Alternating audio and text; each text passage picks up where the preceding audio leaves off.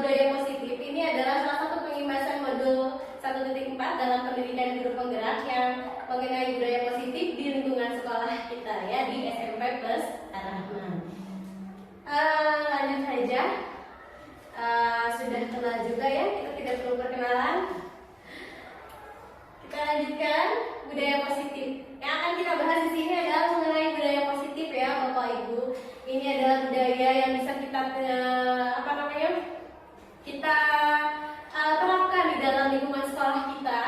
Nah, budaya positif ini merupakan perwujudan dari nilai-nilai atau keyakinan dan kebiasaan-kebiasaan di sekolah yang berpihak pada murid. Karena memang seperti yang sudah sebelumnya kita lakukan, pembelajaran saat ini kita harus sudah berpihak kepada murid. Bukan kita yang menjadi orientasinya, bukan kita yang menjadi kita sebagai guru ya yang menjadi peran utamanya mungkin ya kalau di dalam kelas, tapi kita jadikan anak-anak kita ya aktif, mandiri, kreatif, ya bernalar kritis seperti profil pelajar Pancasila. Kemudian juga berpihak pada murid agar murid dapat berkembang menjadi pribadi yang kritis, penuh hormat dan bertanggung jawab. Sehingga bisa timbullah budaya positif itu. Yang diawali dari mana? Diawali dari disiplin positif. Nah, pendidikan menurut Ki Hajar Dewantara itu adalah menuntun segala kuklat dan kodrat yang ada pada anak, ya, agar mereka sebagai manusia dan sebagai anggota masyarakat dapat mencapai keselamatan dan kebahagiaan yang setinggi-tingginya. Ya, ini menurut Ki Hajar Dewantara. Jadi kita ini sebagai guru tugasnya bukan membuat anak jadi begini, jadi begitu, tidak. Karena anak itu sudah ada titik-titiknya sendiri, sudah ada garis-garisnya sendiri. Tinggal kita tebalkan saja mau anak ini seperti apa, jadi apa, itu sudah ada pada diri anaknya. Jadi kita tinggal mengarahkan, kita menuntun anak-anak itu sesuai kodrat yang ada pada anak. Baik itu kodrat zamannya, kemudian kodrat alamnya. Kodrat alam sesuai dengan lingkungannya. Kita tidak bisa memaksakan si anak ini dalam lingkungan seperti apa, di lingkungan di mana ya orang Jawa datang ke Sunda terus anak itu dipaksa, kan nggak bisa, itu nggak sesuai lingkungannya. Lingkungannya seperti apa? Kemudian sesuai dengan kodrat zamannya.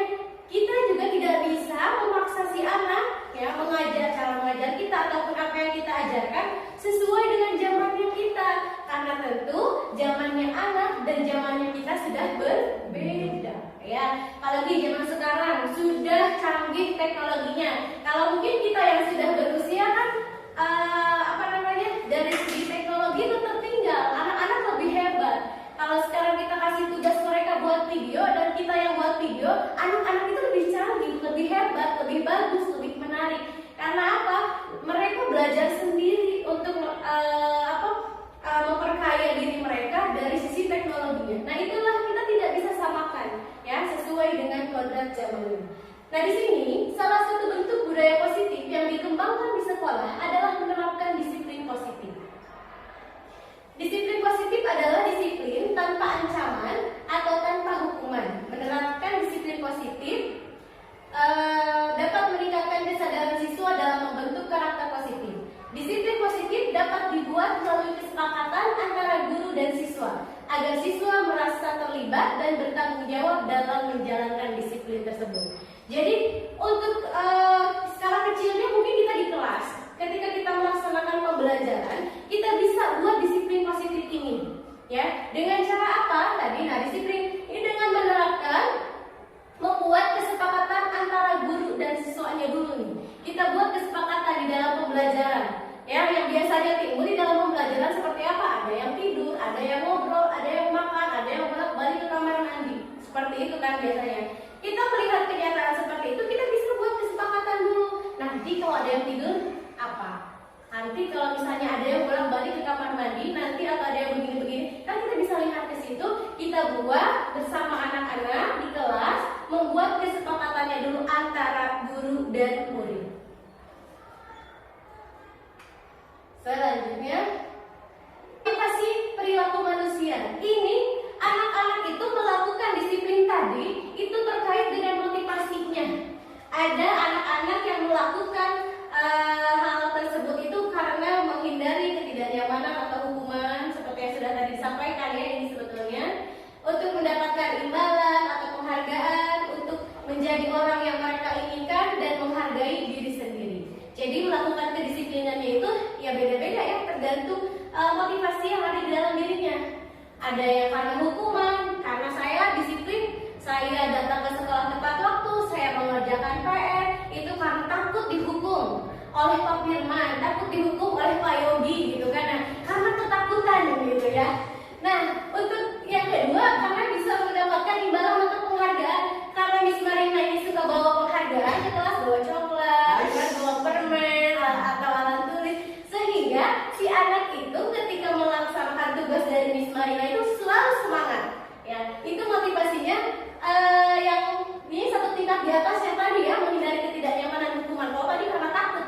Kalau yang saat ini mereka melakukan sebuah tindakan itu untuk mendapatkan pujian. Jadi kata Miss Marina ini, selamat ya, kamu hebat, hanya untuk mendapatkan itu saja. Ya, hadiah, pengakuan, imbalan yang sebetulnya motivasi ini juga bersifat eksternal dari luar karena adanya dukungan dari Miss Marina tadi sehingga anak itu melakukan disiplin tadi ya. Kemudian yang ketiga, untuk menjadi orang yang mereka inginkan dan menghargai diri sendiri dengan nilai-nilai yang mereka percaya. Nah, di sini mereka melakukan sesuatu itu karena nilai-nilai yang mereka yakini dan hargai. Kemudian mereka melakukannya karena ingin menjadi orang yang melakukan nilai-nilai yang mereka yakini tersebut. Nah, ini baru anak ini melakukan disiplinnya itu atau sesuai dengan peraturan itu, taat pada aturan itu, adanya motivasi dari dalam dirinya, bukan karena orang lain, bukan karena takut sama gurunya, bukan takut sama Bu Sitiur, bukan, tapi memang dari dalam dirinya sudah ada motivasi ingin datang ke sekolah tepat waktu, ingin mengerjakan tugas sesuai dengan aturannya. Nah, jadi itu masuknya mendapatkan motivasi dari dalam dirinya sendiri, bukan karena paksaan, gitu ya. Untuk yang ketiga, untuk menjadi orang yang mereka inginkan dan menghargai diri sendiri dengan nilai-nilai yang mereka percaya. Karena mereka percaya bahwa mereka melakukan hal itu untuk dirinya sendiri, hasilnya untuk mereka sendiri, jadi tidak akan terpengaruh dengan hal-hal yang ada dari luar. Selanjutnya, nah kita kembali ke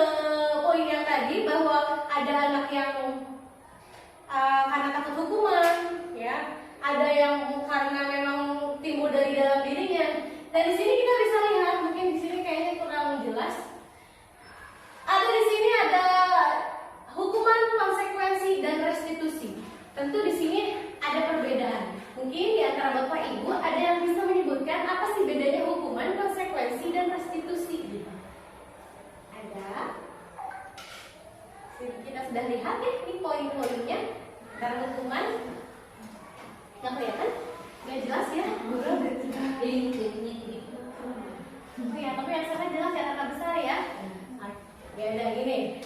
Di sini ada identitas yang gagal dan ada identitas yang sukses. Karena di sini ada hukuman, ada konsekuensi, ada restitusi di sini. Identitas yang gagal itu termasuk ke dalam hukuman ya. Hukuman itu adalah identitas yang gagal. Contohnya di sini, hukuman itu bisa menyebabkan sesuatu yang menyakitkan. Seperti yang tadi dicontohkan, ketika anak itu mendapat hukuman atau gurunya sebagai posisi kontrol yang penghukum mungkin di situ.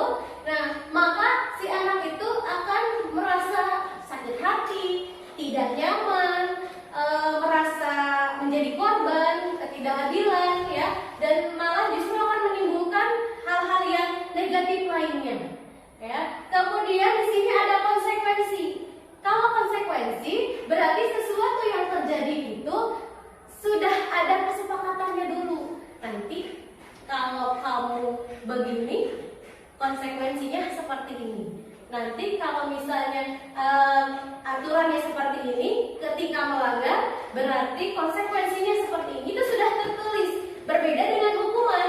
Kalau hukuman itu biasanya terjadi begitu saja. Ya, seperti kalau saya contoh di Bu Dona lagi di dalam pelajarannya. Nah, Bu Dona melihat anaknya yang datang terlambat, tidak pakai baju olahraga. Kata Bu Dona, silahkan lari 5 keliling ya. Nah, itu kan tidak ada ketentuan di sebelumnya, tidak ada kesepakatan sama Bu Dona, kecuali memang Bu Dona sudah membuat kesepakatan. Berarti itu masuknya ke dalam konsekuensi. Kalau misalnya Bu Dona tidak melakukan kesepakatan terlebih dahulu, itu timbul pada saat itu kepikirannya sama Bu Dona lari aja gitu kan 5 keliling. Nah, berarti itu hukuman ya. Bisa saja tadi aturan dengan hukuman seperti itu bisa menyakitkan, bisa tidak nyaman ke anaknya, kemudian merasa tidak adil. Dan kemudian ada restitusi. Kalau di restitusi itu pilihan. Jadi kita bisa menguatkan anak, ya, menguatkan anak dengan kesalahan yang sudah dilakukan oleh anak tersebut, ya. Kita bisa mendapatkan penguatannya, si anak itu bisa kita kuatkan. Kemudian si anak itu juga akan bertanggung jawab dengan apa yang sudah dilakukannya, ya. Karena di situ nanti akan kita bahas juga restitusinya, bagaimana memecahkan masalah dengan restitusi ini. Nah, kemudian selanjutnya dalam hukuman itu anak atau murid belajar menyembunyikan kesalahan karena dia takut datang terlambat, dihukum. Tadi kan dihukum nih harus lari, akhirnya sembunyi lah gitu kan, atau dia membuat alasan-alasan yang lain. Dia kan tadi ini, tadi itu, alasan-alasan yang lain karena ketakutan, takut mendapatkan hukuman lagi dari Bu Dona, nanti disuruh lari lagi. Akhirnya mereka berbohong, mereka menyembunyikan alasan-alasan. Kemudian dari hukuman ini juga mencoba mengontrol anak dengan penguatan negatif, ya. Jadi membayar pastinya dengan kesalahan. Akhirnya akan timbul hal-hal yang negatif. Dan juga dampaknya pada murid itu akan marah, merasa bersalah, rendah diri, dan akan mengasingkan diri. Tentu ya, ketika kita hukum di depan teman-temannya, dia akan merasa bersalah. Iya, saya terlambat. Tapi dia juga malu ya, merasa rendah diri. Kemudian akhirnya mengasingkan diri karena merasa dia itu bersalah tadi. Dan tiba-tiba tidak diharapkan atau sangat melukai hatinya ya dari hukuman itu. Dan memang hukuman ini dibuat oleh guru, dan guru menjalani konsekuensi dengan menyalahkan, mengkritik, menyindir. Biasanya ada yang seperti itu. Kalau konsekuensi sendiri di sini, murid atau anak akan belajar taat pada peraturan karena tadi sudah dibuat kesepakatan di awal pembelajarannya misalnya. Kemudian juga akan mencoba mengontrol anak dengan penguatan positif karena kita sudah buat kesepakatan, hal-hal yang kita buat juga positif. Nah, kemudian kehilangan hak waktu jeda seorang diri atau penahan. Nah, selanjutnya sudah diketahui masuk akalnya karena dibuat dulu ya konsekuensi ini sesuai dengan hal yang sudah kita buat. Dan di sini membantu guru menciptakan peraturan, melakukan peringatan, dan menerapkan konsekuensinya. Jadi mungkin ketika kita melakukan konsekuensi ini, ya, karena sudah tertulis sebelumnya, jadi anak itu nanti akan punya kesadaran sendiri. Oh ya, kesepakatannya kan seperti ini. Nah, jadi akan mengurangi di situ anak-anak yang memang melanggar peraturan. Jadi anak-anak akan belajar bagaimana saya untuk mentaati pembelajaran di misalnya di pelajaran PAI atau di pelajaran yang lainnya. Kemudian disiplin yang selanjutnya adalah restitusi. Ya, anak atau murid itu akan memecahkan masalah belajar. Jadi nanti di restitusi itu kita itu merumuskan kita itu bersama-sama anak bagaimana mencari solusi dari permasalahannya. Bukan kita yang mencarikan solusinya, tapi bersama-sama. Jadi di sini murid nanti akan merasa bertanggung jawab atas kesalahannya. Harus ngapain nih saya untuk memperbaikinya? Akan berpikir seperti itu. Kemudian anak tidak kehilangan waktu, namun bersemangat untuk memperbaiki dirinya. Kalau yang restitusi, karena dia tahu dia akan menyadari kesalahannya di mana. Jadi dia akan semangat untuk memperbaiki dirinya. Kemudian berupa undangan untuk mengadakan restitusi dibuat oleh murid, ya. Kemudian yang selanjutnya menguatkan guru, menyebutkan keyakinan kelas, membimbing kerangka acuan berpikir restitusi murid atau anak. Inilah perbedaan hukuman, konsekuensi, dan restitusi.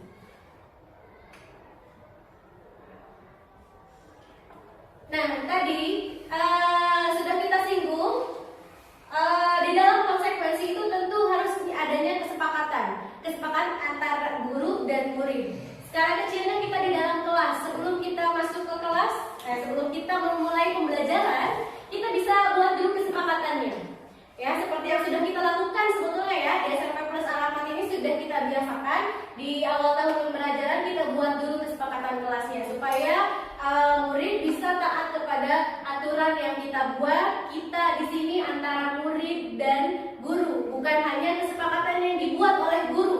Jadi bukan kita buat kesepakatan yang satu ini, dua ini enggak, tapi kita tawarkan dulu kepada anak, ya. Kesepakatannya apa nih? Nah, di sini kesepakatan kelas itu merupakan sesuatu yang dapat diterapkan di lingkungan kelas yang mengacu pada nilai-nilai kebajikan. Nilai-nilai kebajikannya seperti apa? Nanti setelah ini kita akan bahas. Kemudian kesepakatan kelas berisi beberapa aturan yang membantu guru dan murid bekerja sama, membentuk kegiatan belajar mengajar yang efektif. Kesepakatan kelas tidak hanya berisi harapan guru terhadap murid, tetapi juga harapan murid terhadap guru. Kesepakatan disusun dan dikembangkan bersama-sama antara guru dan murid. Kesepakatan yang disusun sebaiknya mudah dipahami dan dapat langsung dilakukan. Oleh karena itu, dalam kesepakatan kelas digunakan kalimat yang positif, lebih mudah dipahami murid dibandingkan dengan kalimat yang negatif. Jadi kita usahakan ketika kita membuat kesepakatan kelas ini bukan hanya keinginan kita pengen anak-anaknya tertib berarti harus diam gitu, kita langsung tulis kesepakatan yang enggak. Kita tawarkan dulu bagaimana kita membuat kesepakatan bersama murid-murid di kelas. Tanyakan kesepakatan yang harus kita laksanakan itu apa, bagaimana. Nah, kemudian di sini juga disusun sebaiknya yang mudah dipahami bahasanya. Kemudian dalam kesepakatan juga menggunakan kalimat-kalimat yang positif. Misalnya harus datang ke kelasnya tidak terlambat. Kita tidak menuliskan yang tidak datang ke kelas terlambat, karena dengan kata tidak di awal saja itu sudah kalimat negatif ya. Berarti kita tulis bisa dengan kalimat yang lain, datang ke kelas tepat waktu, gitu kan. Dengan kalimat positif seperti itu lebih mudah dipahami oleh murid ya dibandingkan dengan kita menulis dengan kata negatif. Atau tidak membuang sampah sembarangan. Nah, lebih baik kita kalimatnya ganti dengan buanglah sampah pada tempatnya, gitu, dengan kalimat-kalimat yang positif ketika kita membuat kesepakatan kelas. Dan kita juga bisa buat konsekuensinya nih, kalau misalnya melanggar bagaimana. Selanjutnya, nah, tujuan dari dilaksanakannya kesepakatan kelas ini adalah menciptakan pembelajaran yang berpusat pada murid. Karena tadi di awal ya, kita buat kesepakatan ini bersama murid, bukan keinginan kita sebagai guru, tapi kesepakatan antara kita dan murid. Jadi kemudian memunculkan keterlibatan murid dalam menentukan kelas sehingga murid lebih bertanggung jawab akan keputusan yang mereka buat bersama-sama. Karena kita buat nih di kelasnya, kesepakatannya pasti tentu karena itu keinginan mereka, itu mimpi dari mereka, kelasnya itu pengen kelas yang seperti apa. Dengan sendirinya mereka juga akan bertanggung jawab atas apa yang sudah mereka sampaikan dalam kesepakatan kelas itu. Kemudian menumbuhkan komunikasi efektif antara murid dan guru. Jadi kita tidak memaksa ya gitu. Harus begini, harus A, harus B, harus enggak. Tapi kita musyawarahkan dulu ya. Jadi komunikasi antara kita dan murid juga bisa lebih baik lagi kalau begitu. Ini contoh di gambar ini. Ada apa ya? Post yang dibagikan kepada anak-anak. Dan sini anak-anak sedang menulis kesepakatan kelas. Karena saya tawarkan silakan ini kelas 8B yang saya dokumentasikan di kelas 8B mau kayak gimana sih kelasnya, apa yang mau kalian sepakati di kelas ini untuk 1 tahun ke depan gitu. Kemudian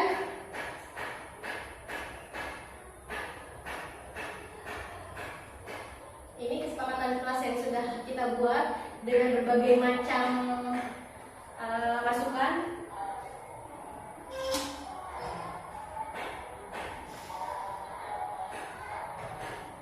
Mereka menulis kemudian ditempel ya di depan.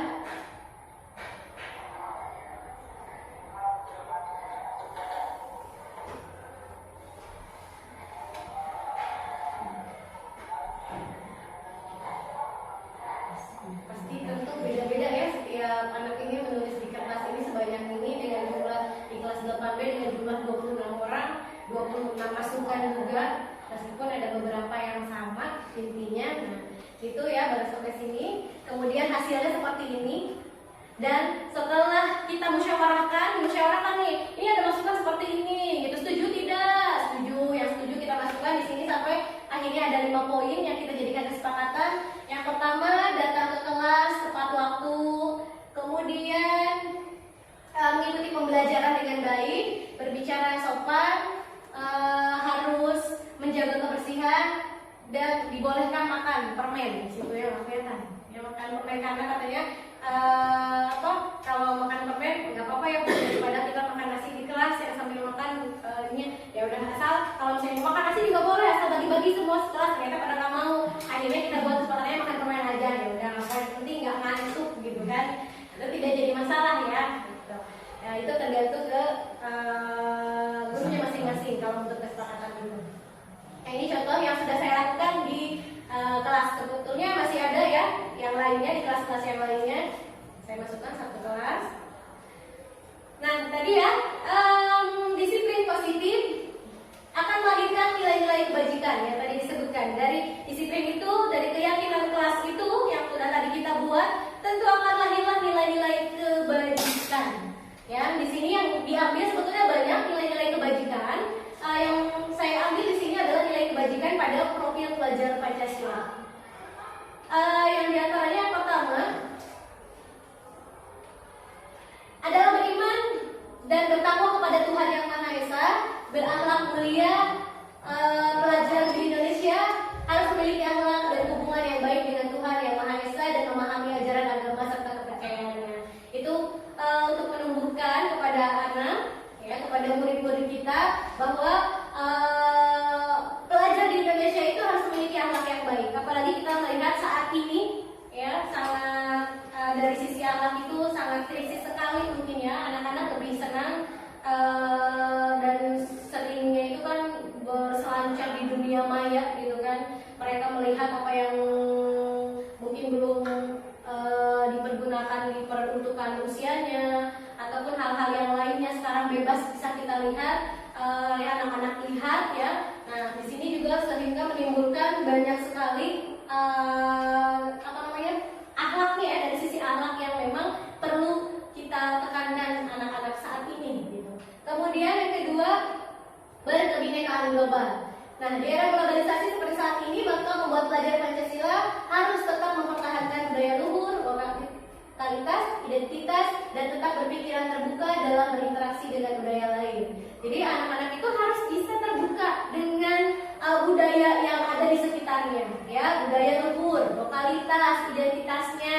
Itu kan setiap daerah memiliki budayanya masing-masing. Jangan sampai anak itu saling mengejek, ini seperti ini ya, di daerah ini seperti ini ya.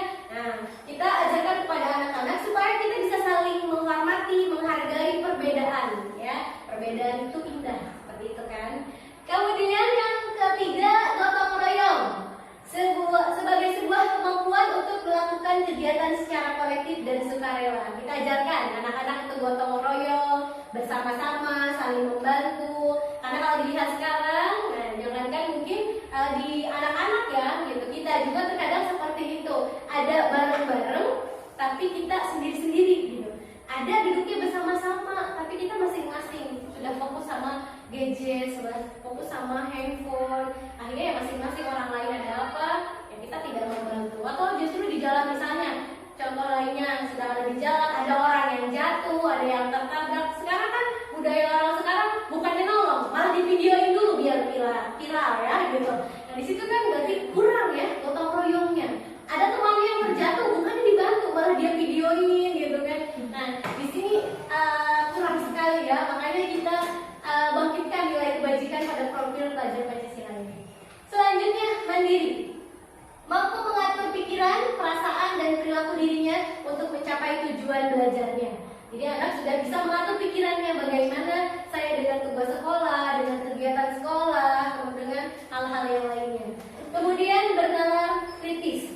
Mampu secara objektif memproses informasi baik, kualitatif maupun kuantitatif. Nah, di sini di dalam menerima informasi anak-anak itu sudah yang tidak menelan mentah-mentah apa yang dia dapatkan gitu. Sama seperti beberapa waktu lalu saya pernah menugaskan kepada anak di kelas 8A tentang apa beriman kepada kitab. Yang saya bagi materinya itu setiap kelompok ada yang bagian kitab Al-Quran, ada yang kitab Injil, ada yang kitab Taurat. Nah, karena mereka itu di search gitu ya, mereka cari di Google tentang kitab Injil, yang mereka masukkan dan bukan Injil dari Injil yang dulu kita bahas berimannya, mereka malah isi kitab Injilnya itu kitab Injil yang saat ini. Nah, berarti mereka kan tidak baca, asal copy aja gitu, copy ambil, tempel, kumpulkan. Setelah saya komentari, nah itu ternyata memang dia tidak baca isinya. Oh ini udah kelihatan nih tentang Injil, copy aja, nggak dibaca isinya. Nah di situ ya, jadi kita ajarkan kepada anak-anak itu harus mampu secara objektif memproses informasi. Jadi kita tidak bisa menelan mentah-mentah materi atau informasi yang kita dapatkan dari luar, apalagi internet yang luas cakupannya. Kemudian yang terakhir, kreatif. Mampu untuk menghasilkan sesuatu yang inovatif, orisinil, dan berdampak secara luas terhadap masyarakat. Seperti halnya sekarang kita akan melakukan kegiatan P5 atau proyek-proyek setiap mapel misalnya. Nah di dalam membuat karyanya ya diharapkan anak-anak itu bisa inovatif, orisinil ya. Jadi apa yang dia buat itu memang buatan sendiri, bukan plagiat, jiplak hasil orang lain dia buat lagi. Ya, kecuali kalau misalnya dia melihat karya orang lain untuk dijadikan acuannya, oh begini ya, oh begini, bukan dengan dijadikan tok itulah hasilnya gitu, hanya buat ganti namanya saja. Dan itu memang juga pernah terjadi ketika membuat rangkuman hukum bacaan wakaf. Pada saat itu mereka cari di internet, ternyata ada yang sama persis gambarnya, hanya mereka tambahkan namanya saja gitu kan. Nah itu juga kita harus kasih tahu gitu ya, bahwa itu kan kita mengambil karya orang lain itu tidak boleh, apalagi tidak mencantumkan sumber dari pembuatnya gitu. Nah kita juga sedikit-sedikit kita ajarkan hal ini ya, ini. Inilah nilai kebajikan pada profil pelajar Pancasila yang nantinya ada kaitannya dengan kebutuhan dasar manusia. Kita bisa meningkatkan tadi nilai-nilai kebajikan itu dengan memenuhi 5 kebutuhan dasar manusia. Yang diantaranya bertahan hidup, kasih sayang dan rasa diterima, penguasaan, kebebasan, kesenangan. Dan ini bukan hanya pada murid, tapi guru juga sama. Ya, kita punya kebutuhan untuk bertahan hidup, kasih sayang, penguasaan, kebebasan dan kesenangan. Nah, kebutuhan bertahan hidup. Di sini kebutuhan yang bersifat fisiologis untuk bertahan hidup, misalnya kesehatan, rumah, dan makan. Sama ya, ketika kita melihat ke anak atau murid-murid kita, kenapa kamu datangnya terlambat? Kita harus tahu dulu kebutuhan dasarnya seperti apa. Kalau ternyata si anak itu terlambat karena memang kurang tidur nih semalam karena begadang, berarti kebutuhannya apa? Kebutuhannya tidur berarti kan. Nah, dia tidak akan bisa ikut belajar, kan tidak akan fokus karena dia kurang tidur. Nah, seperti itu. Bertahan dulu dari sisi kesehatannya, dari makanannya. Ada yang pusing datang ke kelas, ya malah diem aja, lemes aja, ditanya kenapa gitu kan, ternyata belum sarapan. Maka kebutuhannya bukan belajar, kebutuhannya ya sarapan dulu. Dia tidak akan fokus belajar kalau kebutuhannya belum dipenuhi gitu. Ya, makanya kalau saya di jam pagi, kalau saya khususnya mungkin ya di peminatan pagi, suka ditanya dulu udah sarapan belum, saya belum sempat sarapan. Nah, ya udah berarti sambil kita nunggu yang lainnya sambil sarapan dulu, nggak apa-apa. Karena kalau kita paksakan untuk mereka setoran menghafal, nggak akan bisa gitu. Kita paksa, ya udah pokoknya kamu setor dulu baru boleh sarapan, dia nggak akan bisa hafal, dia nggak akan bisa fokus pada pembelajaran kita karena kebutuhannya belum dipenuhi. Kemudian yang kedua, kebutuhan kasih sayang dan rasa diterima. Di sini kebutuhan untuk disayangi dan diterima meliputi kebutuhan akan hubungan dan koneksi sosial, kebutuhan untuk memberi dan menerima kasih sayang, dan kebutuhan untuk merasa menjadi bagian dari suatu kelompok. Jadi kita juga perlu ya diterima oleh lingkungan sekitar kita, oleh kelompok kita, teman-temannya gitu kan, anak-anak juga. Sama halnya ketika kita bagikan kelompok ya, kemarin baru saja terjadi dibagikan kelompok P5 di kelas. Nah, itu kan ada yang komplain, bu saya nggak mau sama ini, bu saya ini, oh mbak, pokoknya banyak komplainnya. Kenapa? Karena mereka tidak satu, apa ya, kalau bahasa sekarang dia tidak satu circle ya sama teman-temannya.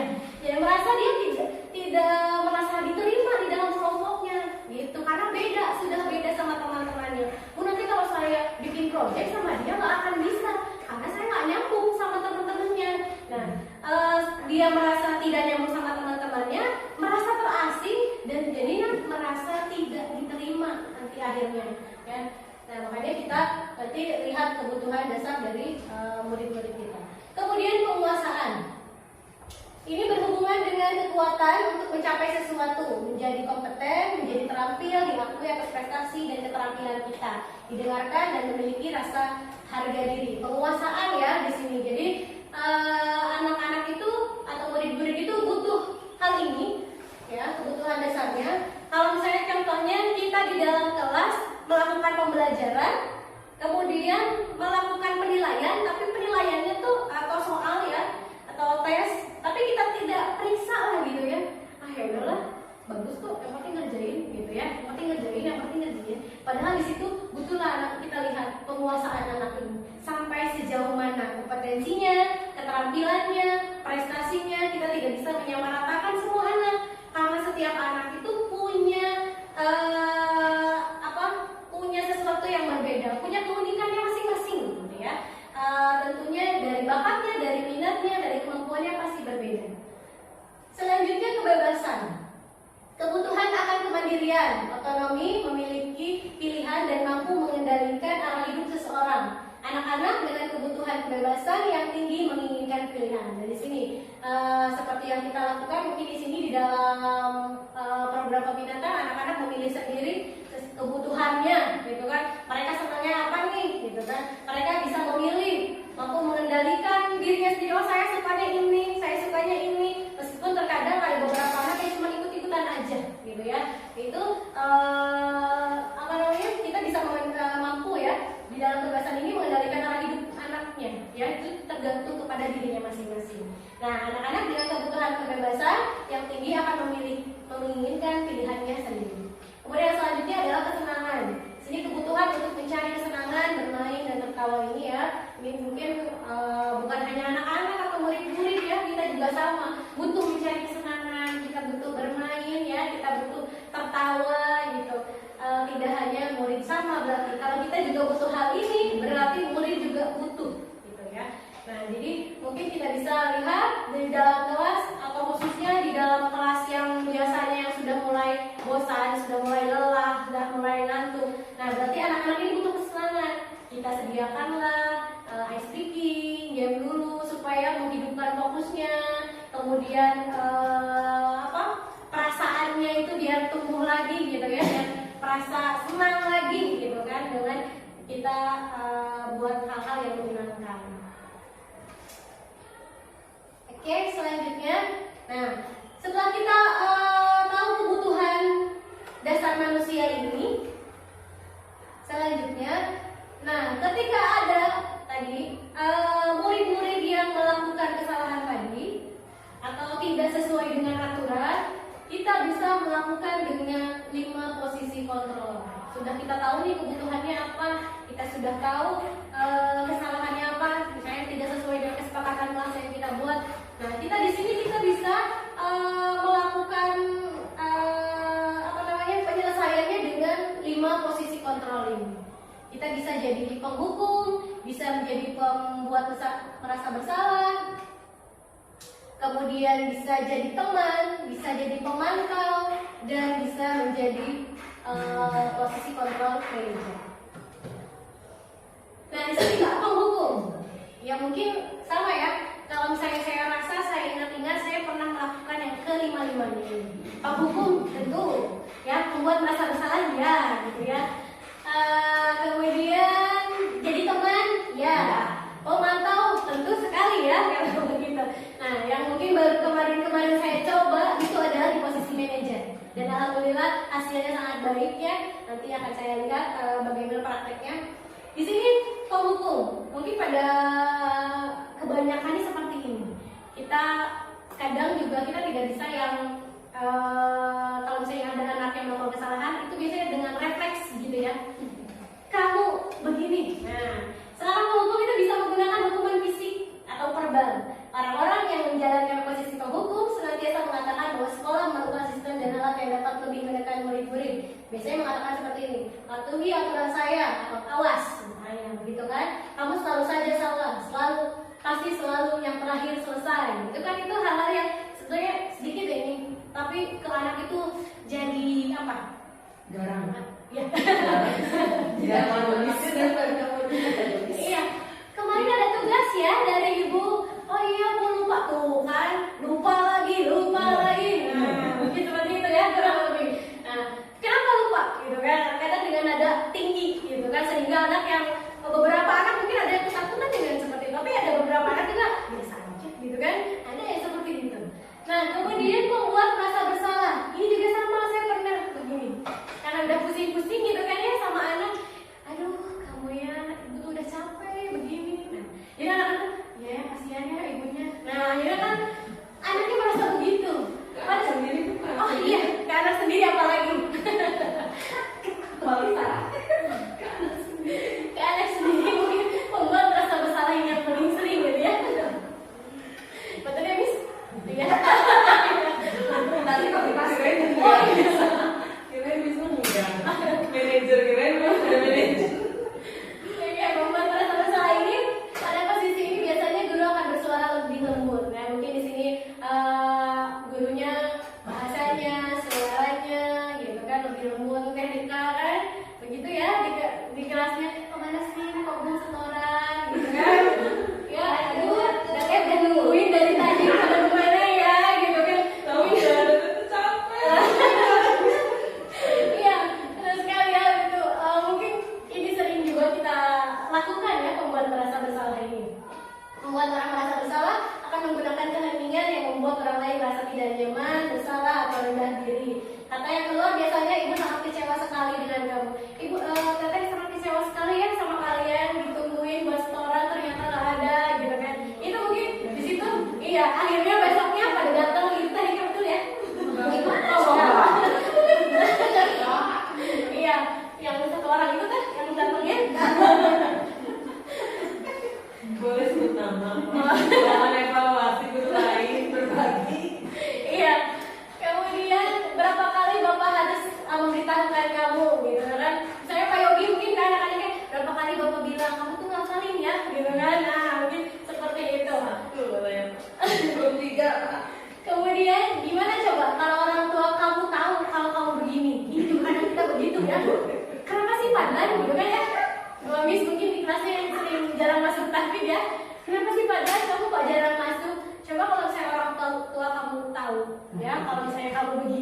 gitu kan. Bilang boleh. Nah, di sini posisi murid akan memiliki penilaian diri yang buruk. Merasa dia itu buruk gitu kan. Kemudian murid merasa tidak berharga dan telah mengecewakan orang-orang yang menyayanginya. Nah, di sini kalau misalnya kita membuat merasa bersalah.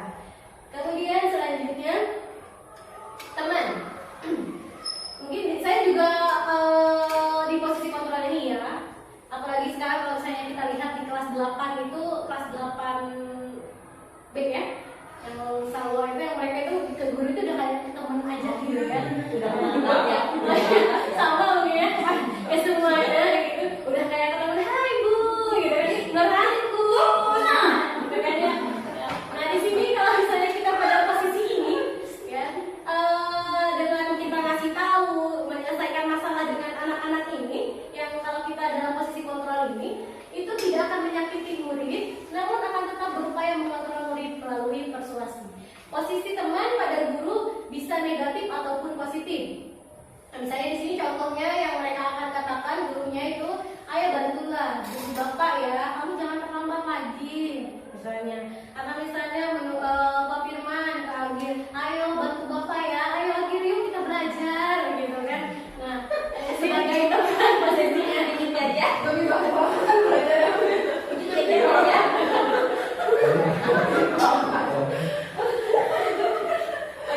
Ada banget. Iya, ya kan seringnya jalan-jalan ya makanya sama sekali ya ngeliat Pak Firman sebetulnya Pak Firman itu Nggak butuh apa-apa. Nggak perlu sabar diri. Nggak perlu apa-apa. Nggak perlu tiap hari. setiap hari dari ujung yayasan anak sampai ujung lagi itu semuanya kayaknya udah terlewatin Pak Firman ya. Kalau ini senang. Nah, mungkin Pak Firman juga, ayo ingat ya, tidak bantuan Bapak selama, ayo ingat tidak bantuan Bapak selama ini. Nah, mungkin seperti itu ya di sini merasa antara guru dan murid itu jadi teman. Ya saudara, hal ini tidak apa-apa, nanti ibu bereskan. Gitu. Kalau misalnya memang kita dalam posisi teman. Nah, kemudian posisi pemantau. Di sini biasanya sesuai dengan apa yang ada di sekolah, tata tertibnya, bagaimana. Guru pada posisi pemantau ini akan menyesuaikan dengan itu. Jadi mengawasi ya sesuai dengan anaknya terlambat, hukumannya apa itu sesuai dengan yang sudah tertulis di sini. Pada saat kita mengawasi kita bertanggung jawab atas perilaku orang-orang yang kita awasi. Posisi pemantau berdasarkan pada peraturan dan konsekuensi. Karena peraturan sekolahnya ini tidak boleh datang terlambat. Kalau datang terlambat maka harus misalnya membersihkan lingkungan. Maka posisi pemantau ini dia akan melakukan penyelesaiannya, melihat sanksinya, konsekuensinya. Jadi kita bisa lihat dari peraturan yang ada di sekolahnya. Biasanya di sini posisi pemantau ini menjalankan posisinya dengan mengajukan peraturannya apa. Jadi kamu tahu nggak peraturannya apa? Nah, tanya dulu.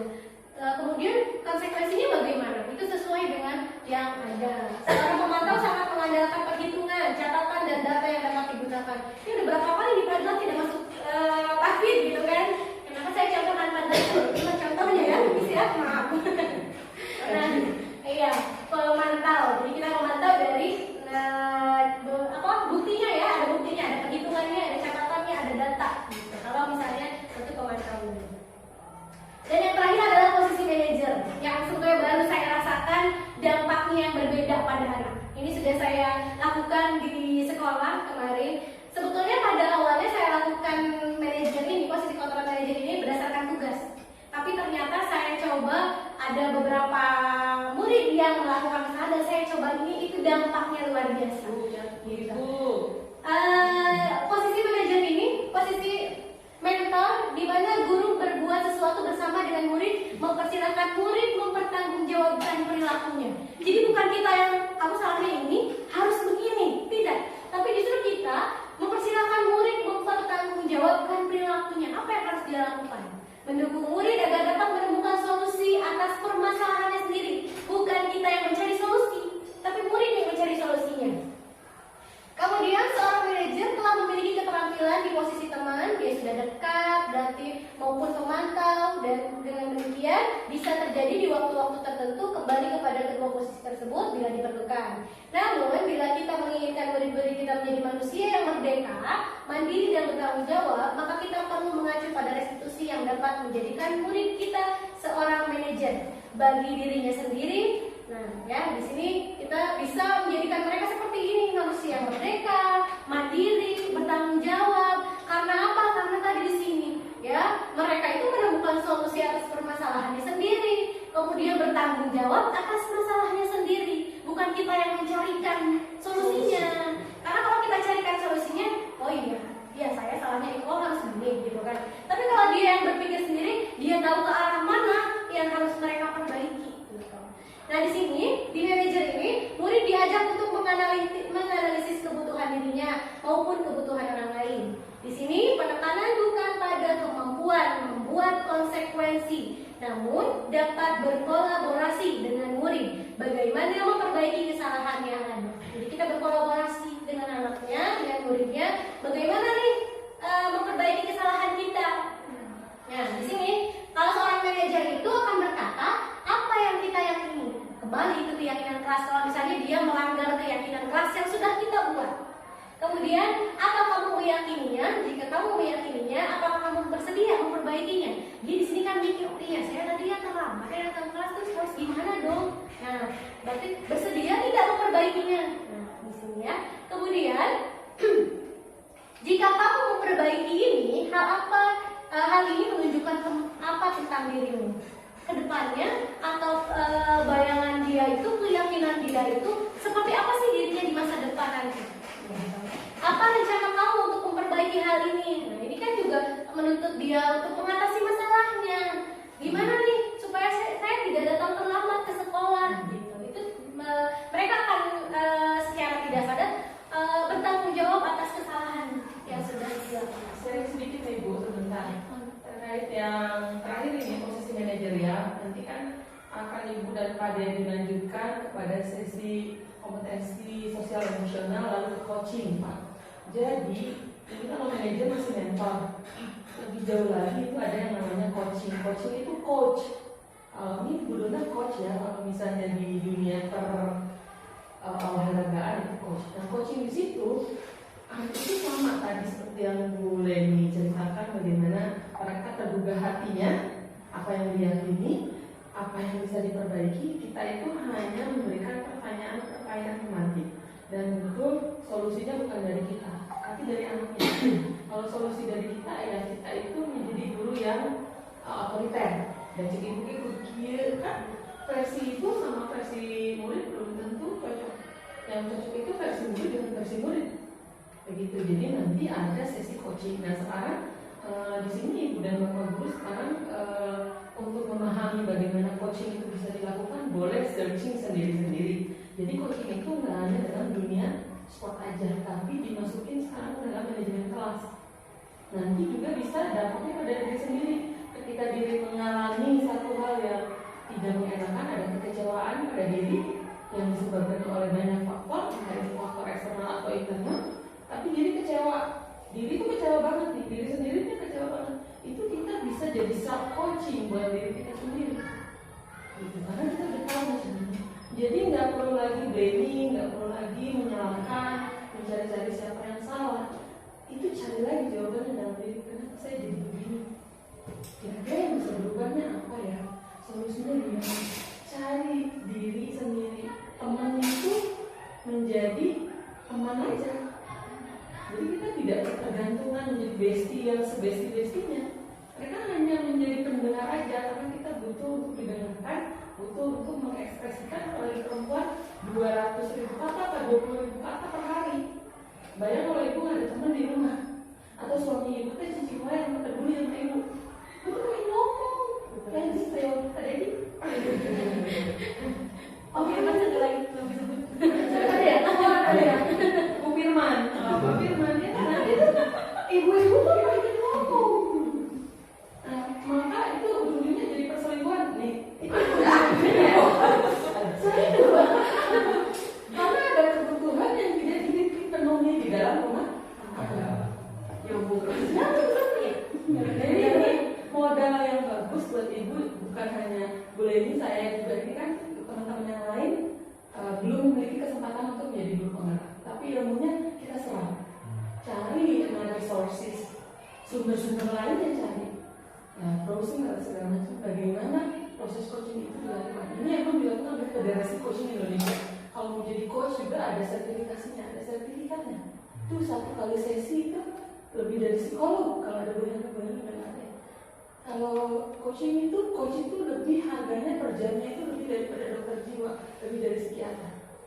Lebih dari itu mahalnya menjadi seorang coach. Siapapun bisa asal punya sertifikat coaching. Jadi kalau tertarik, cari aja Coaching Federation, International Coaching Federation, daftar di situ apa yang harus kita lakukan. Bisa. Kalau mau mengembangkan diri, bisa. Gitu. Kan bisa santai-santai. Jadi dari sekarang coaching. Gitu ya. Jadi ini nyambung. Mudah-mudahan nih teman-teman yang lain karena saat ini belum punya kesempatan untuk belajar bersama di pendidikan guru penggerak, tapi memiliki gambaran. Nah, ini pun salah satunya adalah ikhtiar Bu Leni, Pak Dedi, karena di zaman saya tidak ada pengindasan seperti ini. Zaman Bu Leni, Pak Dedi sekarang ada. Ini kita harus bersyukur disupport sama kita. Gitu ya. Bukan Bu Leni dan Bapak ya. Terima kasih Ibu atas tambahannya. Semoga sangat bermanfaat sekali ya buat kita. Betul.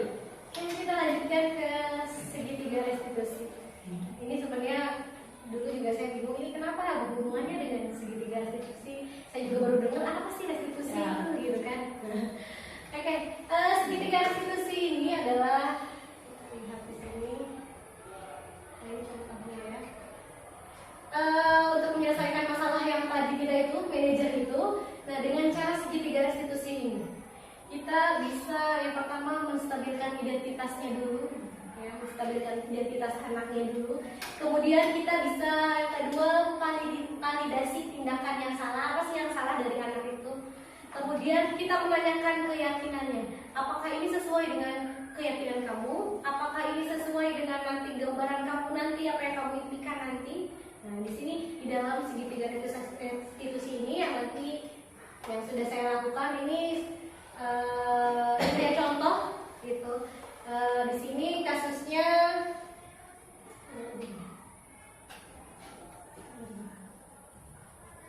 mungkin agak sedikit lebih.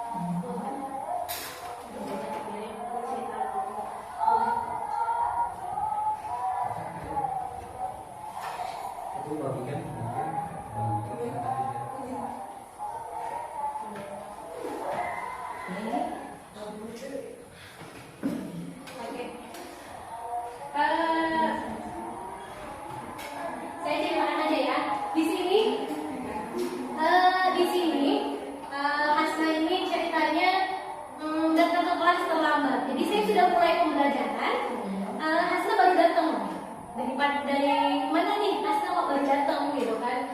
Makanya saya panggil setelah pembelajaran saya panggil, tahu nggak Hasna kenapa tadi saya ibu panggil hari ini. Nah kemudian Hasna jawab nggak tahu karena dia merasa tidak salah. Kemudian saya tanya ke Hasnanya, saya bilang ke Hasnanya, tadi ibu dengar laporan kalau katanya Hasna itu datang ke kelas terlambat. Betul ibu katanya. Nah kemudian setelah itu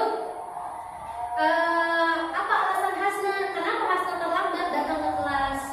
Terus Hasnanya jawab, karena saya tadi nongkrong dulu di kantin dan memang di kantin itu penuh, jajannya penuh gitu. Nah di situ dalam posisi control manager kita bisa menstabilkan dulu identitas anaknya, ya. Oke, dengan kamu terlambat itu hal yang manusiawi ya, biasa itu dilakukan. Karena ibu juga pernah terlambat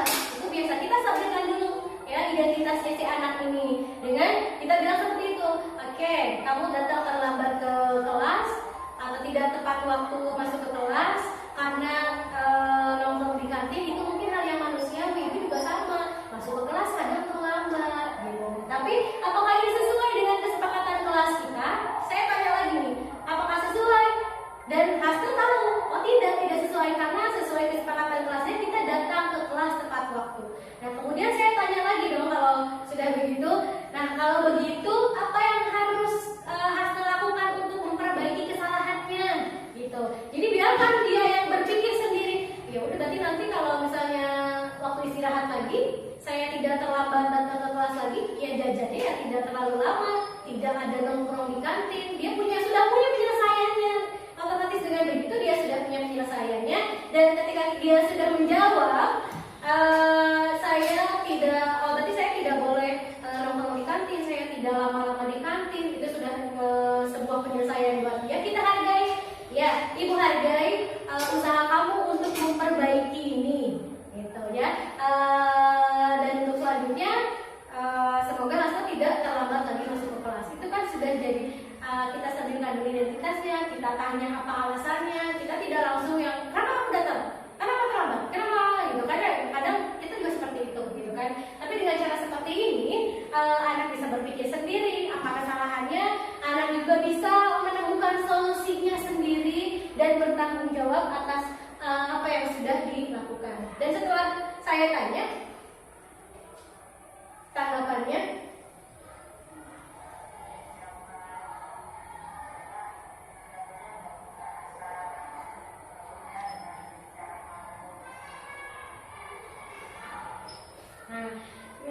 bagaimana tanggapan dari Hasna kalau dengan cara ibu menyelesaikan masalah Hasna seperti ini? Ya jawabannya nyaman, karena dia merasa tidak dihakimi, gitu kan ya, dengan cara penyelesaian seperti ini. Kemudian ditegurnya dengan lembut, gitu kan. Ini versinya Hasna, gitu kan, seperti ini. Berarti di sini dampaknya juga ketika kita bertemu anak-anak yang terlambat ini bukan malah jadi membenci, gitu kan. Beda dengan ketika kita melakukan posisi kontrol penghukum, kemudian kamu begini, gitu kan, datang upacara terlambat, kamu kan bendera sama 5 menit, 10 menit, anak akhirnya bukan bulannya gini, pasti ada saja bahasa seperti itu di belakang. Jadi mereka bukannya mentaati peraturannya, mereka itu malah ketika mereka melakukan disiplinnya itu malah jadi karena takut dihukum. Kemudian mereka malah bisa membenci kita karena kita terlalu menurut mereka kasar lah atau apalah ya tadi yang sudah disebutkan. Jadi menurut saya, dan saya sudah melakukan hal ini contoh saja, tapi sebetulnya sudah pernah saya lakukan gitu di kelas 7B, mungkin karena kebetulan di situ anak-anak kelas saya semua dan saya punya rasa tanggung jawab atas hal ini. Di kelas 7B ada, mungkin yang sudah diketahui, ada salah satu anak yang nggak bisa diam, selalu usir, menggangguin teman, dan saya sudah lakukan hal ini. Memang berbeda sekali. Ketika saya panggil, nanti setelah pelajaran selesai, waktu istirahat, kamu ketemu ibu ya? Iya bu, katanya. Dia ketemu karena memang kebetulan sekali, memang saya nggak ada niat panggil asalnya, tapi karena pas saya lagi ngajar di kelas 7A, dia tiba-tiba buka pintu, dorong pintu keras gitu kan. Buka pintu sambil didorong, akhirnya teman-teman yang ada di depan pintu jatuh semua kan, karena iseng tadi mau ngintip gitu kan, mau ngintip. Ternyata yang di belakang lebih iseng bukain pintu, akhirnya satu kelompok, mereka beberapa orang jatuh semua masuk ke kelas 7A. Malu kan mereka. Kemudian ya udah saya panggil di waktu istirahat, saya tanya gitu. Saya coba dengan menggunakan restitusi ini, dan alhamdulillah setelah itu beberapa minggu dari situ tidak pernah lagi saya panggil mereka dan di permasalahan yang sama ya gitu ya, karena memang ini permasalahan ini kejadian seperti itu sudah sering ya, antara kelas 7 dan 7B itu sering begitu. Kalau lagi ada gurunya nggak tahu ada guru atau enggak, mungkinnya si anak dari luar buka pintunya gitu kan, iseng kadang-kadang. Dan setelah saya panggil ini, anak-anak yang sudah saya panggil itu tidak pernah lagi melakukan hal itu. Berarti di situ mereka juga sudah tahu gitu kan kesalahannya di mana. Ketika saya tanya, coba tadi apa yang kamu lakukan? Alasannya kenapa? Bu, saya sama ini. Alasannya banyak. Mereka saling menyalahkan, mereka saling menuduh. Oke, kita bukan mencari siapa yang salah. Jadi ketika kita melakukan masalah ini, bukan kita mencari siapa yang salahnya nih, tapi apa permasalahannya, bagaimana menyelesaikan masalahnya. Oke, ibu tidak bertanya siapa yang salahnya nih, kamu si A si B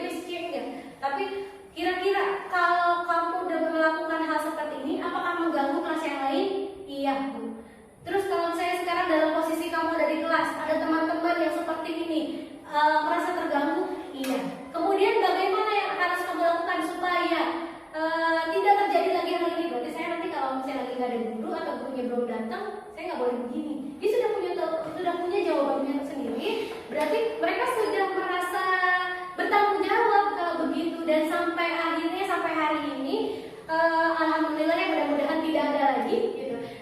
Tidak pernah terulang lagi hal ini gitu ya, mudah-mudahan ya. Di luar itu kalau misalnya saya di sekolah, tapi nggak tahu ya kalau misalnya di luar itu, tapi sejauh ini dari teman-teman pun sudah tidak ada lagi hal-hal seperti ini ya. Mudah-mudahan ini adalah dampak yang baik yang bisa kita terapkan di sekolah dengan kita melakukan posisi kontrol ini. Sebetulnya ada satu lagi. Aku kira ini kan di sekolah yang lain kayak tadi kecuali Ini ditulis sendiri-sendiri. oh baru ngerti itu. Iya. Ini siapa? Ini Sylvia Perek, kelas anak kelas 7B. Ini ceritanya Rere ini nggak piket.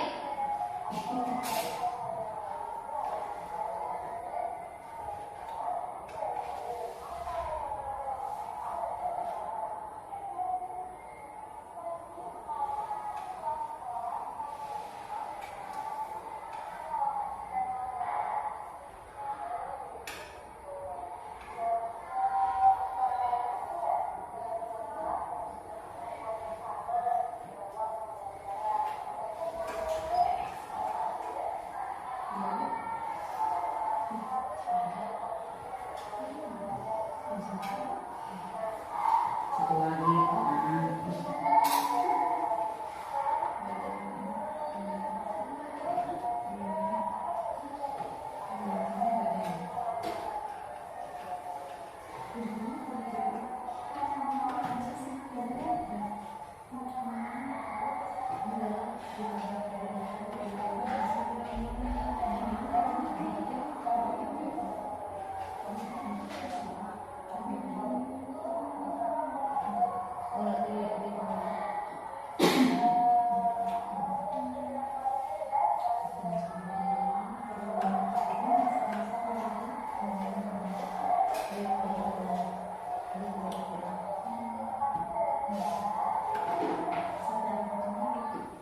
Nah di sini ceritanya Rere sama Sylvia ya, mungkin kalau dia sudah namanya Sylvia tapi kita biasa panggil Rere gitu kan.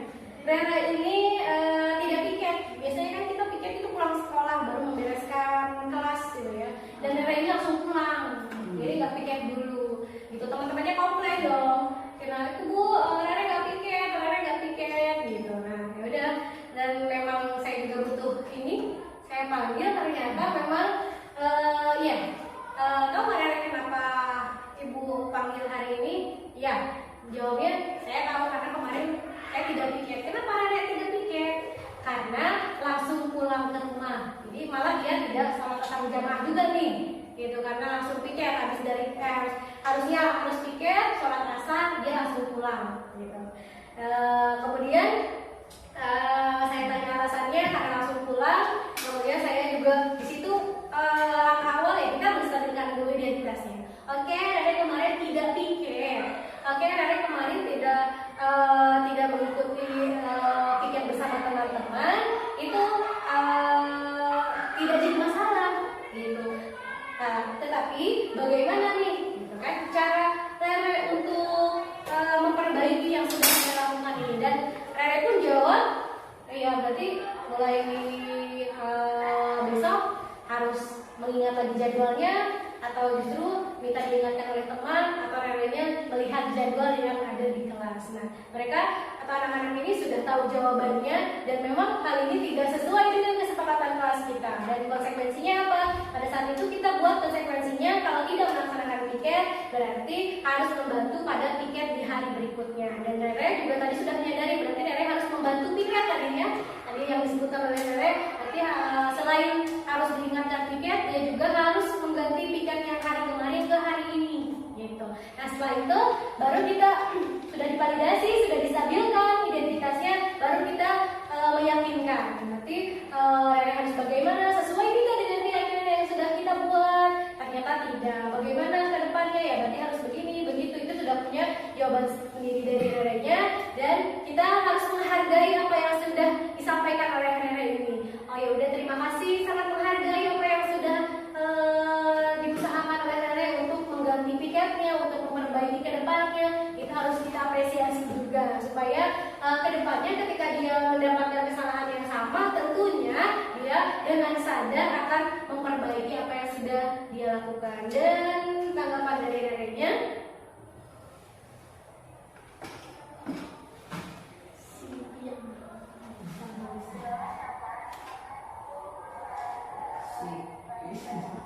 maaf ya salah tulisan nama. Nah sama ya, mungkin kurang lebih tadi karena ibu tidak marah-marah katanya gitu. Ya mungkin berarti kalau begitu ada ya, mungkin saya juga pernah berarti kalau begitu marah-marah, siapa yang nggak pikir? Gitu mungkin seperti itu pernah. Makanya barusan tanggapannya iya nyaman ya karena ibunya tidak marah-marah, berarti memang pernah ya saya seperti itu gitu kan, tidak marah-marah. Ya karena memang kan kadang yang kita manusiawi ya gitu kan. Terkadang kalau misalnya kita menghadapi masalah, gimana moodnya, gimana keadaan kitanya lagi kayak gimana nih. Kadang kitanya yang lagi bete, galau dan sebagainya gitu kan. Kita bisa aja jadi emosi gitu kan. Siapa yang nggak pikir kok begini kelasnya acak-acakan gitu. Kalau saya pagi nih, misalnya bekas anak-anak atau apa ya di meja guru itu buku-buku yang berserakan, karena juga memang begitu.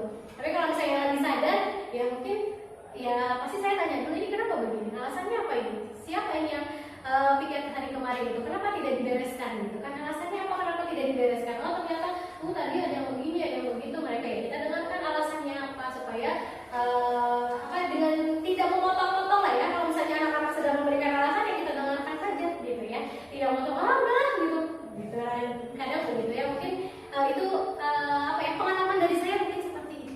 Kembali mood. Kembali manusiawi sebetulnya ya. Nah ini dia tadi menstabilkan identitas. Jadi dari segitiga ini tujuannya adalah mengubah identitas anak dari orang yang gagal karena melakukan kesalahan menjadi orang yang sukses. Tadi merasa gagal nih anaknya karena sedang melakukan kesalahan. Nah kita stabilkan dulu. Anak yang melanggar peraturan karena sedang mencari perhatian adalah anak yang sedang mengalami kegagalan. Kadang itu kan anak itu melakukan kesalahan yang sangat cari perhatian. Ya mungkin kayak tadi yang saya contohkan, si anak itu tiba-tiba buka kelas mendorong temannya jatuh, itu kan cari perhatian ke kelas yang lainnya. Itu karena apa? Karena gurunya belum datang nih, gitu kan. Mencari perhatian mungkin salah satunya itu.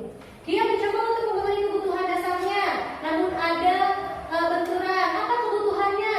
Kebutuhannya ya mungkin tadi mereka butuh kesenangan, butuh kebebasan.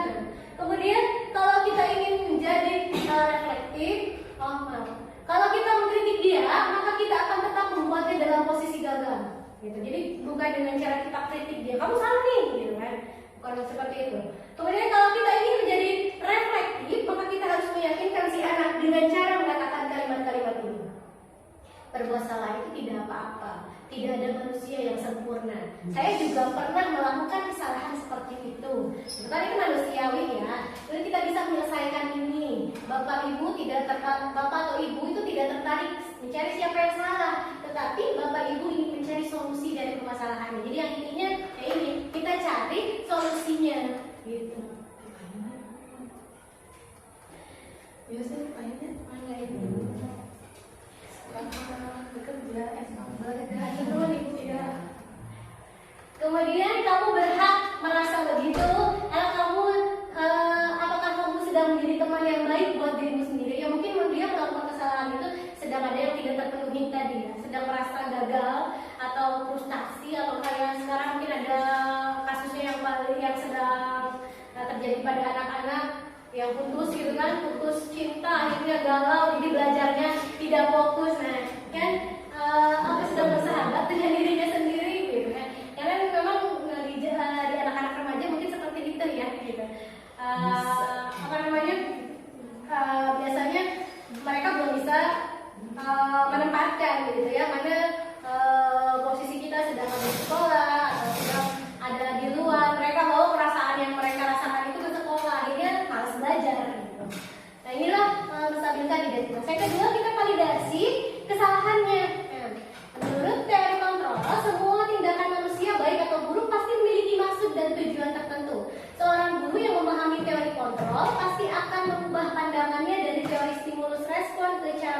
proaktif yang mengenali tujuan dari setiap tindakan. Jadi kita tanya dulu apa alasannya. Kita nggak bisa yang anak itu terlambat, ya udah kamu lari aja. Enggak, kita harus tahu dulu alasannya kenapa.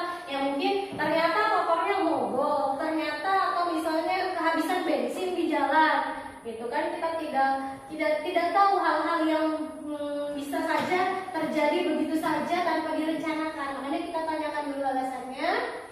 Kemudian kita mungkin tidak suka sikap seorang anak yang terus-menerus merengek, tapi bila sikap itu mendapat perhatian kita, maka itu telah memenuhi kebutuhan anak tersebut. Nah, biasanya dengan cara seperti ini, padahal kamu bisa melakukan yang lebih buruk dari ini ya, misalnya. Atau kamu pasti punya alasan mengapa melakukan hal itu. Atau kamu patut bangga pada dirimu sendiri karena kamu telah melindungi sesuatu yang penting buat kamu. Atau kamu boleh mempertahankan sikap itu, tapi kamu harus menambahkan sikap yang baru jika memang ternyata di sini hal-hal yang mereka lakukan itu ada yang perlu kita tambahkan ya, seperti ini. Selanjutnya menanyakan keyakinan. Ini yang terakhir dari segitiga restitusi, yaitu teori kontrol yang menyatakan bahwa kita pada dasarnya termotivasi secara internal. Nah, berarti dengan kita menanyakan ke anak itu, di situ motivasinya untuk melakukan perubahan, menyelesaikan permasalahannya itu sudah motivasi secara internal. Seperti tadi yang dilakukan Rere, berarti selanjutnya saya tidak boleh langsung pulang. Kalau misalnya di waktunya piket harus nunggu dulu teman-teman yang lain buat piket bersama-sama, gitu kan. Jawabannya seperti itu. Berarti di situ sudah ada motivasi untuk melakukan atau untuk memperbaiki ke depannya. Kemudian ketika identitas sukses telah tercapai, langkah 1 kita stabilkan identitasnya, kemudian laku yang salah telah divalidasi tadi, maka anak akan siap untuk dihubungkan dengan nilai-nilai yang dia percaya dan berpindah menjadi orang yang dia inginkan. Nah, di sini pertanyaannya menghubungkan keyakinan anak dengan keyakinan kelas atau keluarganya. Nah, jadi kalau misalnya mungkin kita di kelas, berarti kita hubungkan dengan keyakinan atau kesepakatan kelas yang sudah kita buat. Makanya itu berarti penting kita buat kesepakatan kelas, ya, baik dalam ekstrakurikuler, peminatan, dan apalagi pembelajaran, karena semuanya kan kita di situ bekerja sama, berkolaborasi antara murid dan guru. Berarti harus ada kesepakatan antara murid dan guru. Kecuali kalau ibu mau ngajar, bapak ibu mau ngajar sendiri aja di kelas, guru doang, berarti kesepakatannya sama diri sendiri. Dan itu tidak mungkin. Karena kita ada anak-anak, ada murid, berarti kita harus ada kesepakatan antara murid dan guru. Keduanya, kita tidak bisa membuat kesepakatan satu pihak saja. Selanjutnya, di sini yang biasanya dikatakan dari menanyakan keyakinan ini, apa yang kita percaya sebagai, kalau misalnya di kelas ya, kesepakatan kelasnya, atau di keluarganya itu bagaimana? Karena kan ada di beberapa keluarga yang mereka juga menerapkan aturan seperti ini, gitu. Seperti kemarin ada orang tua yang datang menanyakan anaknya di sekolah bagaimana, ternyata anaknya di sekolah dan di rumah itu beda. Kok anaknya itu di sekolah di mana ya? Soalnya kalau di rumah begini, gitu. Nah, itu padahal saya sudah membuat begini aturannya. Itu dia harus mungkin kemarin ya, Mama Arsya itu kan di rumahnya harus begini, dia harus ngafal, harus ini ya, pokoknya itu. Tapi anak itu nggak mau, gitu. Berarti kan itu bukan kesepakatan anak dan orang tua, tapi kemauan orang tua yang dipaksakan ke anaknya. Anaknya nggak mau dengan ekskul itu, gitu kan? Dia dipilihin sama orang tuanya. Kemudian si anak itu nggak pernah masuk, ya jangan salahkan anaknya tidak mau masuk ekskul. Karena apa? Karena si orang tua yang memaksa si anak itu masuk ekskul itu. Nah, makanya kita harus lihat dulu nih, gitu kan? Di dalam keluarga pun seperti itu. Kalau ternyata saya pecahkan masalahnya kepada orang tua, iya. Kenapa anaknya nggak pernah masuk ekskul? Karena ternyata yang memilih ekskulnya ya orang tuanya, tidak sesuai dengan keinginannya, gitu. Makanya tidak mau. Oh begitu ya Bu, gitu kan? Akhirnya malah banyak bertanya, kamu kalau misalnya di sekolah bagaimana? Saya ceritakan ABC kalau di kelas dia begini, anaknya baik begini. Oh begitu ya, kenapa ya bisa begitu? Karena kita di kelas begini. Oh iya ya, gitu. Akhirnya bukan, tapi kan ya biasanya namanya orang tua kan ada kekeh ya ke anaknya. Tapi kan saya pengen anak saya jadi gini, gitu kan? Nah, itu ya. Iya. Kemarin itu baru yang pindah. Yang pindah. Oh iya, ekskul ya.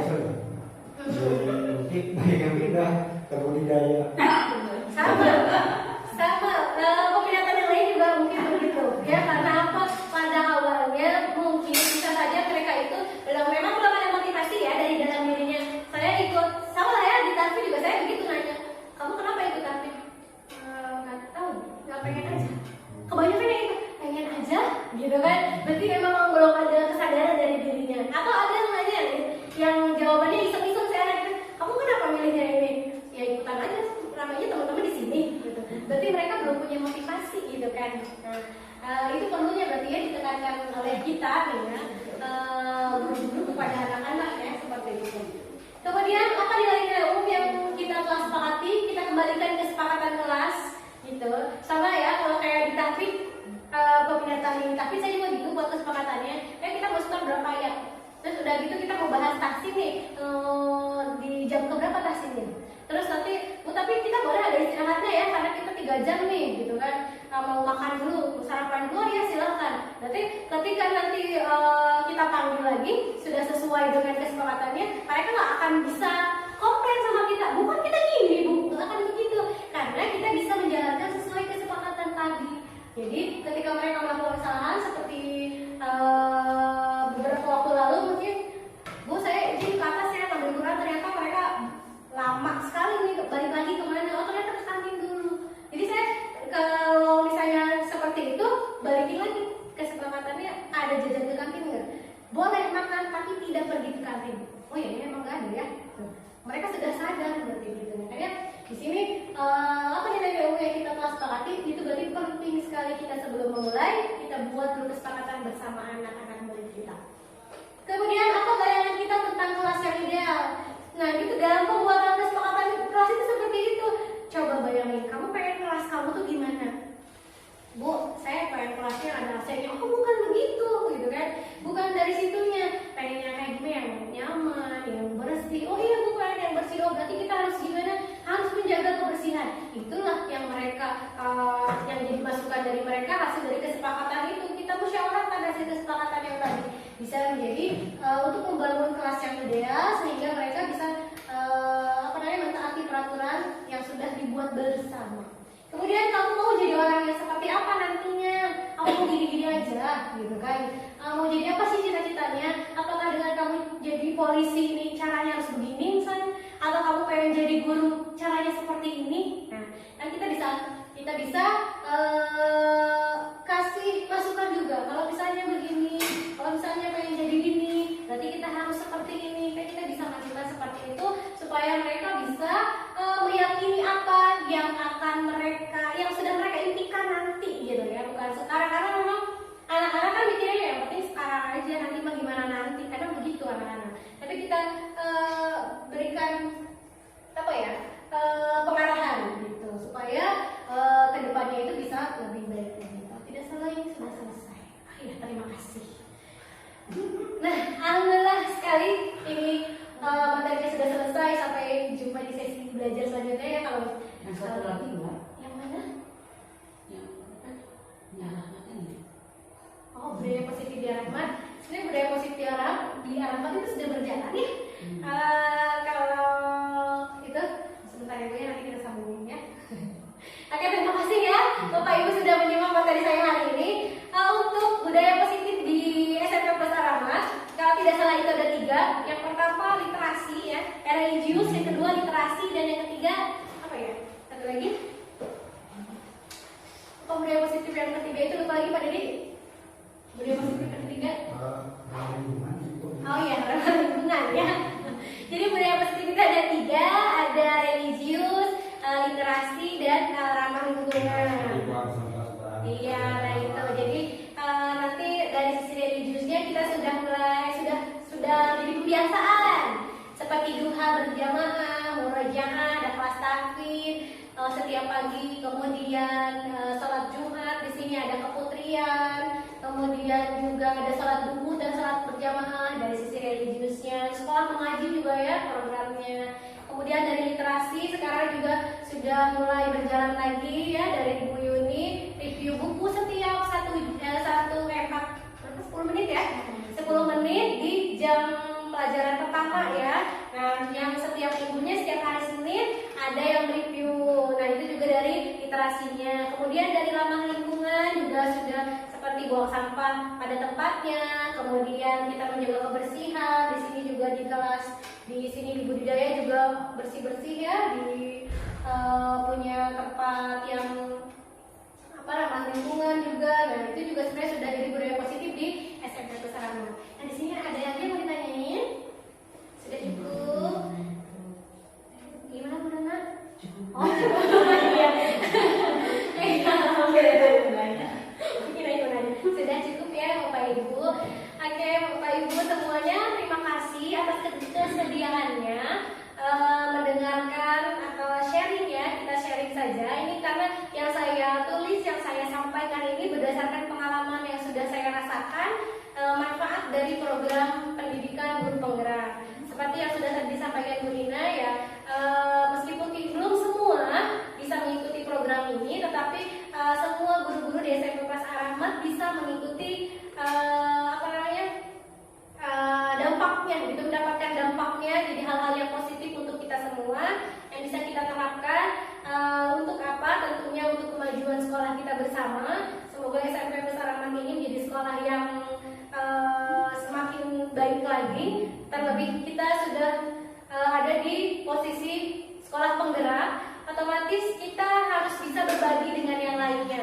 Dan saya juga sedikit mengingatkan, mungkin Bapak Ibu bisa lihat untuk jadwal pengembangan PMM ya, aplikasi Merdeka Mengajar. Nanti bisa Bapak Ibu manfaatkan, di situ banyak sekali pelatihan yang kita bisa ambil materinya. Itu terima kasih atas waktunya dan kesediaannya. Assalamualaikum warahmatullahi wabarakatuh.